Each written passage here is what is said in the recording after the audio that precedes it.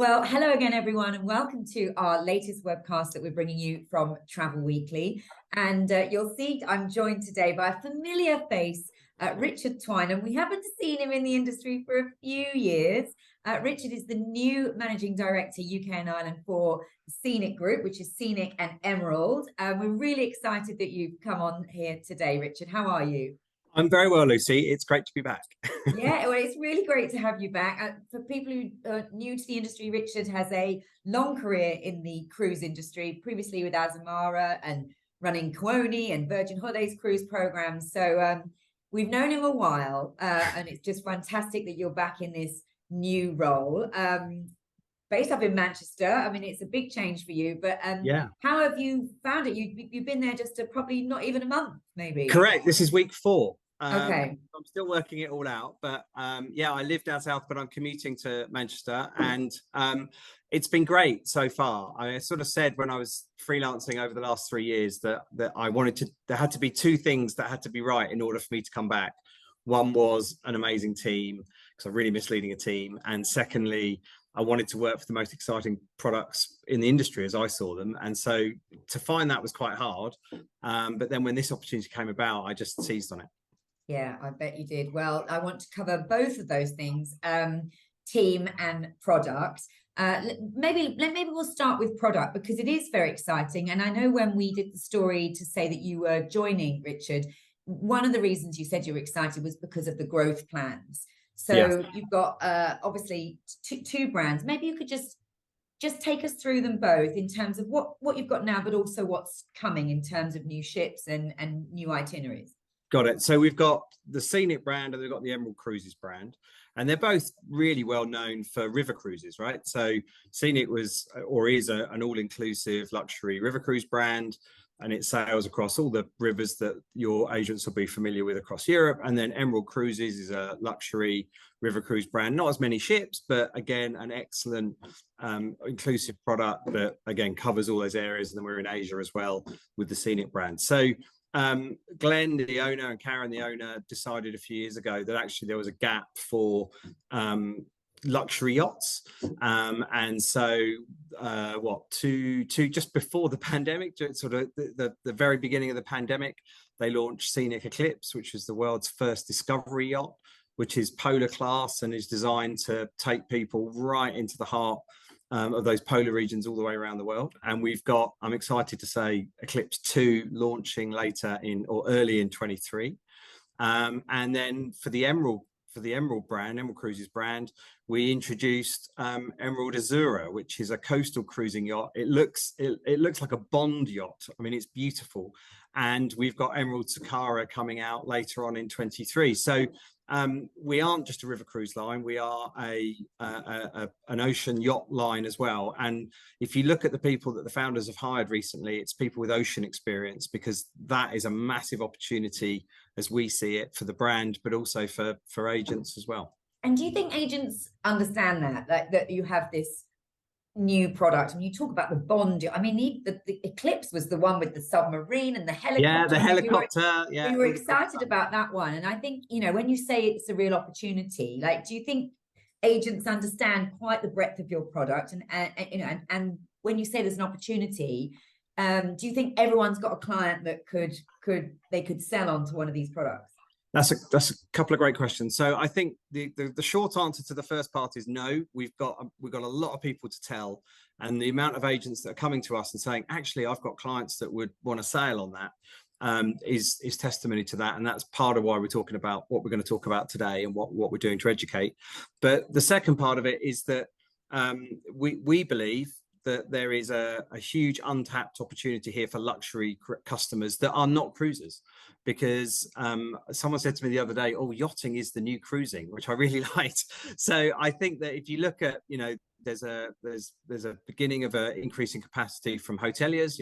Larry's announced at Four Seasons and Ritz-Carlton, but actually someone else said, some research I read the other day said that actually these cruises that are going on Scenic Eclipse and some of the cruises that are going on Azura are not traditional cruisers. These are people with a lot of wealth that actually just want to understand what it's like to be on a yacht moored off Capri, having a lovely drink as the sun sets, right? So, and the beauty of these yachts is they're smaller, so they are in those, you know, they're nowhere near the big ships, which is a real attraction for them. And then of course the Eclipse ships have got all the toys, as you talked about, which allows us to, you know, imagine going you know, cruising in the Chilean fjords on Eclipse, and then we take you heli skiing, right? I mean, that's just it's just so amazing. So that's what's got me excited. So Richard, can you explain for us as well, because obviously you've got these two brands, and do you find that customers transfer from one to the other, or are they diehard sort of Scenic customers and never touch Emerald, or do you manage to get them to switch between the two? Because they're different price points, aren't they?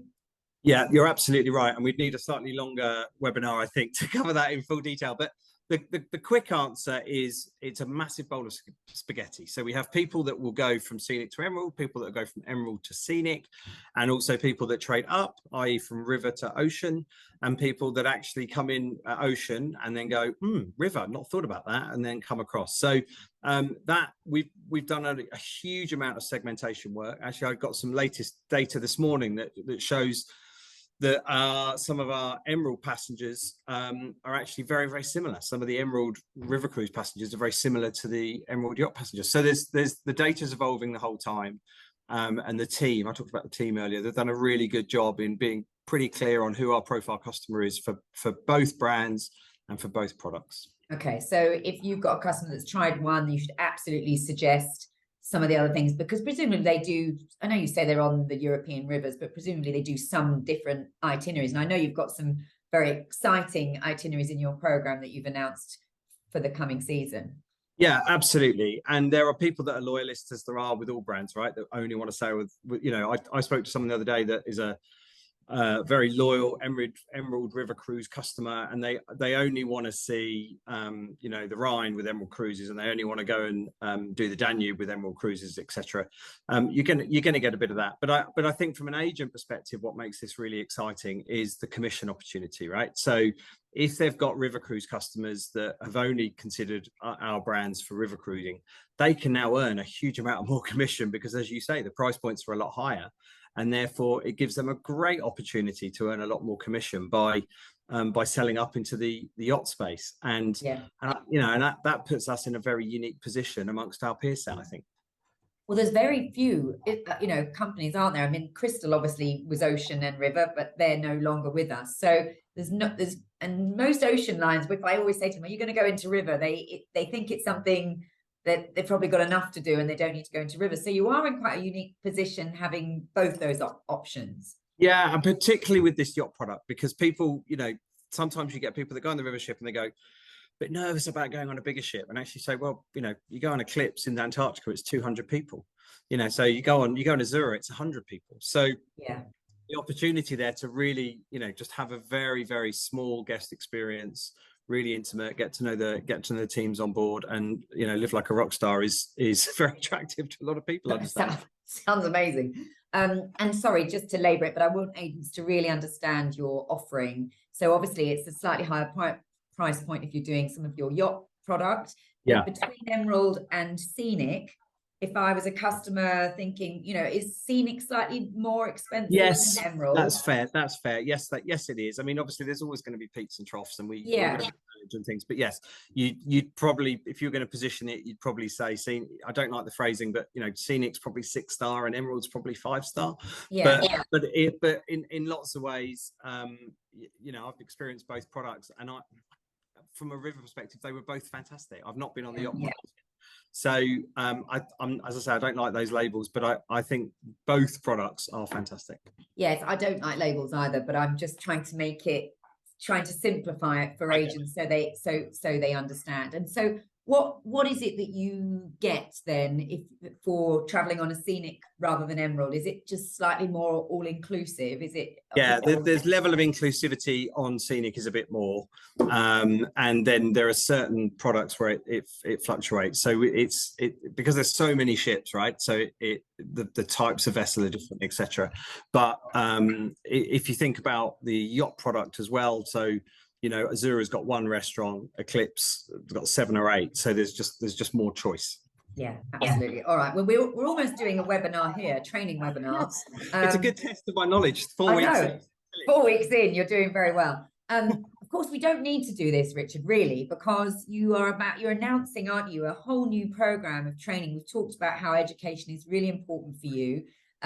December's going to be key in the lead up to the wave period. And I know you've got all sorts of plans with webinars and training. So just talk us through that.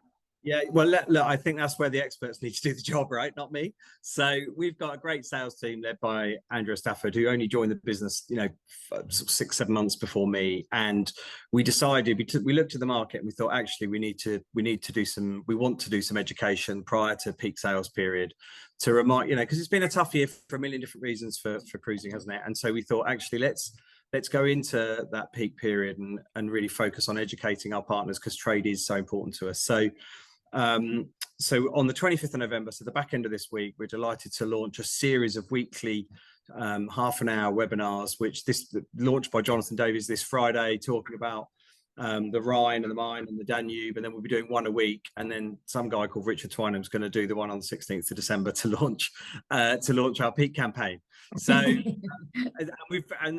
we're going to share the content, I think, via your good selves, in terms of the link where agents can go on to register. But the first piece of content on there is a video recording from a recent fam trip we took to the Mekong, where we took a bunch of agents to the Mekong, and the feedback from that trip is just been fantastic. So we're gonna do different topic, different product every single week, building up to peak sales, and we're excited about it. And then coinciding with that, we're doing a series of agent lunches and dinners all around the UK as well. Again, I'll be popping my head into a couple of those. And that's a combination of a thank you to amazing agents in certain areas. So we're doing one in Surrey, we're doing one in Essex, we're doing one in Solihull, we're going to Wales, going in the north, and also, an opportunity to meet some new agents as well, just to keep banging on, telling the story about why the Scenic Group brands offer such great value, great quality as we go into peak trading in 2023.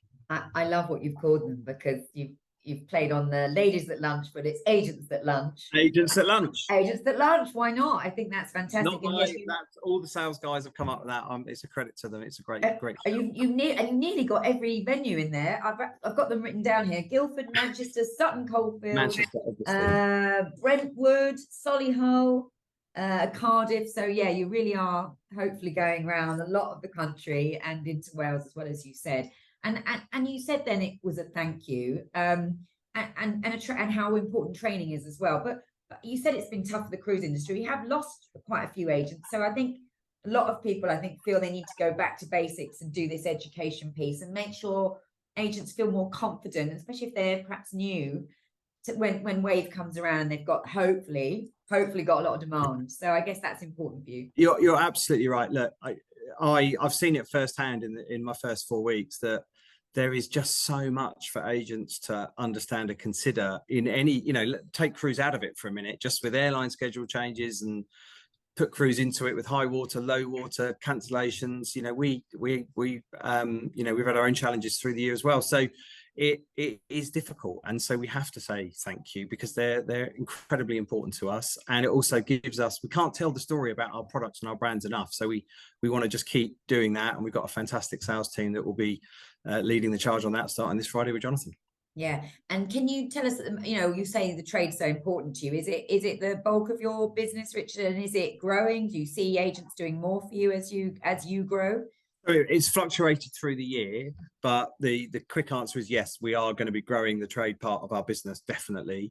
And we've got a couple of very large trade partners we don't work with today. I can't say who today, but that we're going to be working with by the end of the first quarter. That, for instance, one of them doesn't sell river cruising, and I find that absolutely amazing. So that is really exciting, and the warmth.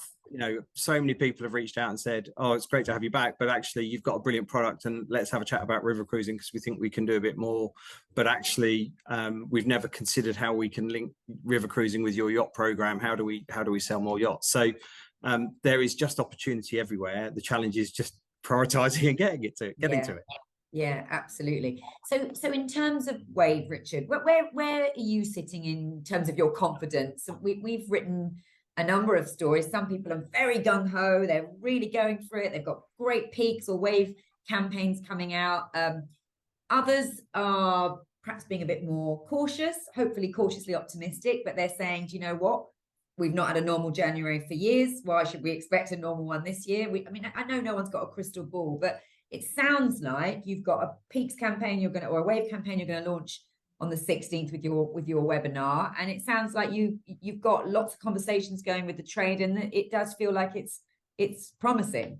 Well, I think from our perspective, we're taking the approach that we want to be the most organised we've ever been going into peaks. We cannot predict what it's going to be like, but what we can control is how we deliver it, and that's what we really, I just sound like an awful government minister saying that, don't I? But it's next slide, please. But it's true. We want to own what we're doing really tightly, and we've got some really good plans in terms of what's going on in the world and how demand's going to be. I think it's there's lots of doom and gloom out there, right? Every time you read the paper. So this is my 4th or 5th recession in my career, and one of the things I've observed in those recessions is that people will put off buying the car and they'll put off buying the washing machine, but actually one of the things they want to really try and keep is their holiday. And so that may mean a shift in buying patterns, it might mean a shift in what they spend, and we've got products that can help our agents and our end clients in that situation. But I think we're planning a robust campaign, but what demand's going to look like, it's too hard to call, I think. But given you're in that 5-6 star world, lots of people in that luxury sector are saying they're slightly cushioned from some of the cost of living worries, energy bills, etc. You've got people that have paid off their mortgages, they've perhaps got a lot of savings, and that they've annoyed that they've not been able to do all these fantastic things. So do you think that, do you think it will, I don't want to say play into your hands, but do you think you might be slightly, immune from some of those concerns? So the answer to that is yes and no. So we've got some customers, you're absolutely right, that the cost of living crisis and the worries about what's going on in the world doesn't affect them as much. If you look at what's been going on in the stock market, some of these folks have got out of bonds, they've gone into cash, they're sitting with piles of cash in their accounts, and actually it's then not even about a deal, it's just about, I want to go and see the Weddell Sea on Scenic Eclipse because that's where Shackleton's ship went down, and it doesn't matter what it costs, I'm going to do it. We've got other customers because of the level of segmentation work we've done where they will purchase, but it really depends what's happening with their pension. And so if the stock market's having a good time, the pension's doing all right, they're a bit more confident. But what we saw with the Liz Truss government, I guess, was that when the stock market crashed, that had an impact on trading and demand. So I think that now things are a little bit calmer. We're seeing normal levels of demand for this time of year, but you're right, the luxury and the super luxury and the ultra high net worth individuals have got the ability to spend perhaps a bit more, but we'll have to see what happens. Yeah, absolutely. And of the bookings you're getting in at the moment, Richard, I know you said that you might see some changes in sort of booking patterns or duration maybe, but are you seeing any different trends, or maybe it's in terms of destination or how far out people are booking or group size? I mean, what are you seeing? Anything that's slightly I'm different? amazed. I'm still, so having freelanced for 3 years and gone back into selling holidays 4 weeks ago, I'm always amazed when the phone rings. I still get excited. And so seeing some of the bookings that we've got in recent weeks going in 2022 and spending £50,000, that staggers me. And that booking hasn't been bubbling away for 3 months. They've just picked up the phone on a Monday and booked Scenic Eclipse, and that amazes me. We're seeing the Med's done really well early for us, as you'd imagine. We're seeing early demand for Caribbean for the back end of 23, but there's still good pockets of availability, particularly the start of the Med season on Azura as we go into next year. But it really does fluctuate. From a Rivers perspective, the start of the season is looking okay. The middle of the season is looking really good. but then there's some pockets that we need to fill kind of towards the back end, which you'd normally see kind of that coming in January. So we're hoping that the normal run rate will come through. And then the other destination I want to shout out, which we've seen a real spike in demand for, is Asia. And great. you know, which was going great guns, wasn't it, for River and the Mekong and stuff before, and then of course it was closed down for so long. But it's great that lots of people are saying they're seeing Asia picking back up. Asia, and also our Australian land programs. You know, it's small numbers because that we're only targeted for small numbers, but it's building. And you know, all the research I'm reading in Travel Weekly and in the consumer press is that Australia's got big demand. So I think that, you know, that will also be an opportunity for us. Yeah. So have you been on one of your ships yet? Is this like I went undercover in September. Okay. Glasses, the whole thing. So yeah, so I've done the river fake moustache. Fake moustache, the whole thing. Yeah. But I've not done the yacht product yet. So and I was hoping to do it this side of Christmas, but I'm not going to do it now till probably Feb, March. Hoping to take some agents on at the end of March, and then we've got Eclipse touching the UK a little bit next year, which is really exciting. So she's coming into Cowes, she's going to be in Foy, she's going to be in the Isles of Scilly, she's going to be in Dublin, we're going to be up in Edinburgh. Oh wow. So we'll be following her around, so we'll have to get everyone on that we can.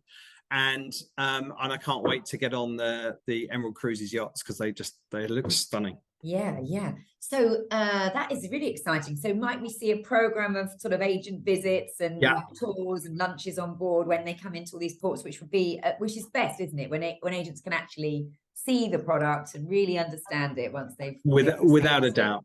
And I've seen that, you know, we saw that Asmar as well. So we're gonna spend a lot of effort getting as many as we can around to come and see that product. And we've also got Eclipse 2 to think about for next year as well. So it's gonna when does Eclipse, is that towards the end of next year, Eclipse 2? No, so Eclipse, I've got to remember the date. Eclipse 2 is late spring. Oh, okay. So yeah, I want to say June the 4th. But I might have that wrong. I mean, that will be here before we know it, Richard. Exactly. And then Emerald Sakara is back end of the summer. Amazing. All right. Well, listen, it sounds like you've got a lot on your plate, but you're bringing the Twynam magic to the river cruise. I mean, this is exciting. It's so good to have you back. Such a good product. It's such a good product. I mean, you know, I sat on the Clear Exec Committee for 4 years at Azamara, and you know, we would all talk about the River Cruise Conference, and I never got to it. And I'm really excited to go to it next year in Vienna. We're going to have a vessel there, one of the Scenic ships. You are? Yeah, great. Which would be great. And I'm just super excited that you can't tell this story enough. I mean, I remember reading Ben Bolden's comments on his first River Cruise conference, and he was genuinely amazed by it. Yeah. And when you sailed for the first time, and I sailed out of Paris at night, and that is just magical. It's absolutely magical. And then you wake up the next morning and you're south of Rouen and you're on an electric bike, you know, hooning around vineyards, and it was just amazing. And so I think there's lots of opportunity, as I say, both in the river space and in the yacht space for our guests.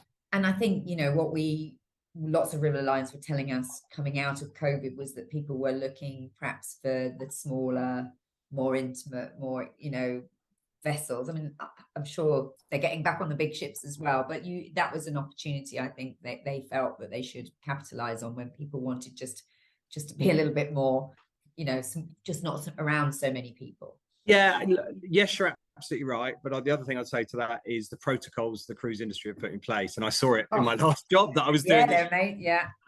You know, were absolutely, you know, they were market leading in any sector of any industry. They were absolutely amazing. So I think cruise has done a very good job. Yeah. But and are all your protocols now on your ships? Is it all lifted? Is it all back completely to normal? So I think we announced, forgive me, I'm not completely up to speed, but I believe that we announced the relaxing of it from a date in time. I don't have the date in front of me, but we, you know, we're not having any issues with high levels of cases or anything like that, and we're following all the right protocols on board. But you know, I think cruise has done itself proud there. It's one of the things that when I was observing from the outside made me very, very proud of the industry. Yeah. All right. Well, you're not on the outside anymore. You're I'm thoroughly back in. And we can't wait to see one of your ships in Vienna. I'll of course be there with Clear and Andy Harmer, and we look forward to that. I'm sure you'll be at the main Clear conference. Well, we're going to see lots of you You're going to be lunching all of December. I mean, it's Well, there's a lot. Well, I've got a new home. Well, not a new home, but I've got a new office in Manchester. So, and I just want to say that a second. Actually, I want to touch on something there. You know, the energy that you get from the working up in Manchester and the team up there.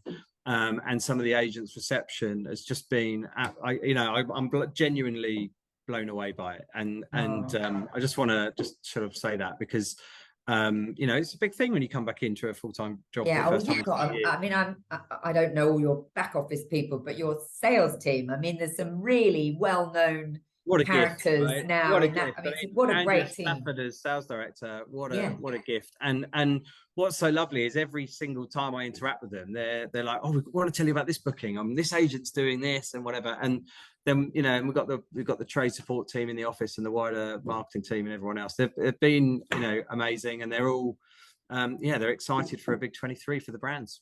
Oh, well, listen, we can't wait, and we wish you all the best. And thank you so much for giving your first interview to us at Travel Weekly. We're very grateful. My pleasure. Yeah, we can't wait to see you in person, Richard. It won't be long. All right, take care. Thank you so much. Thanks, Lucy. Cheers.